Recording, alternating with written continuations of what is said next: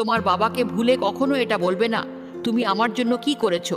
যদি তোমার মনে হয় তোমার বাবা তোমার জন্য কিছুই করেনি, তবে এই কথাগুলো একটু মন দিয়ে শোনো, না হলে সারা জীবন পস্তাবে। নাম্বার 1, যেই মানুষটাকে তুমি ভাবো তোমার জন্য কিছুই করেনি, সে বাবা কিন্তু নিজে না খেয়ে তোমার খাবারের থালা ভরিয়েছে। নাম্বার 2, ছোটবেলায় যখন তুমি কাউকেই ভয় পেতে না, তখন তোমার বাবা চুপচাপ তোমাকে আগলে রাখতো, যাতে তোমাকে সমস্ত সমস্যার থেকে রক্ষা করতে পারে।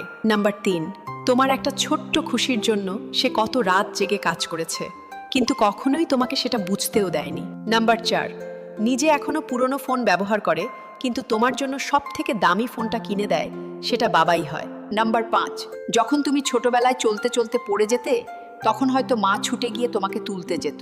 কিন্তু তোমার বাবা দূর থেকেই দাঁড়িয়ে বলতো ওকে ছেড়ে দাও, ও নিজে উঠে দাঁড়াক, কারণ উনি জানতেন এই শিক্ষাটাই তোমাকে একদিন দুনিয়ার হাত থেকে বাঁচাবে।